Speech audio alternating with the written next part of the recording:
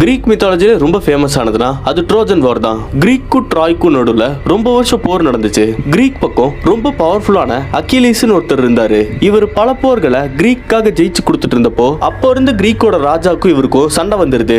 அதனால இனிமே நான் கிரீக்காக சண்டை போட மாட்டேன்னு சொல்லி ட்ரோஜன் வாரோட நடுவுலயே கிளம்பி போக கிரீக் ட்ரோஜன் வார்ல கொஞ்சம் கொஞ்சமா தோக்க ஆரம்பிச்சாங்க. அப்போ இவரோட ஃப்ரெண்டான பேட்ரோக்ளஸ் இவரோட ஆர்மர் எல்லாம் போட்டுட்டு கிரீக்காக சண்டை போடுறதுக்கு வார் ஜோனுக்கு போனப்போ ட்ராயோட பிரின்ஸான ஹெக்டர் பேட்ரோக்ளஸ கொன்னாரு. அவரோட ஃப்ரெண்டே கொன்னதுனால ரொம்ப கோபமான அக்கிலீஸ் கடவுள்களால செஞ்ச ஆர்மரை போட்டுட்டு திருப்பி அந்த வாருக்கு வந்தாரு. ட்ராயோட பல சோல்ஜர்ஸ் இவர் கொன்னதை பார்த்து பயந்து போன ஹெக்டர் அக்கிலீஸ்ல இருந்து ஓட ஆரம்பிச்சாரு. பின்னாடியே அவரு துரத்திட்டே இருக்க ஒரு கட்டத்துல ஓடிட்டு இருந்த ஹெக்டர் அந்த இடத்துல நின்னு நம்ம 2 பேரும் சண்டை போடலாம், ஆனா இதுல யார் செத்தாலும் அவங்க பாடி அவங்க நாட்டுக்கே அனுப்பி வச்சிடணும்னு அக்கிலீஸ்ட கேட்க கோவத்துல இருந்த அக்கிலீஸ் அதுக்கெல்லாம் ஒத்துக்காம அந்த இடத்துல ஹெக்டரை கொன்னாரு. அவரோட பாடிய ட்ராயை சுத்தி இழுத்துட்டு போனாரு. ஹெக்டரோட அப்பா இதை பார்த்துட்டு நைட் நேரம் அக்கிலீஸோட டென்ட்டுக்கு போய் அவரோட பையனோட பாடியை மட்டும் திருப்பி கொடுத்துருங்கன்னு கேட்டப்போ ஹெக்டரோட பாடியை கொடுத்து விட்டாரு. ஹெக்டர் நினைச்ச மாதிரியே அவரோட பாடியும் அவரோட நாட்டுக்கே போச்சு.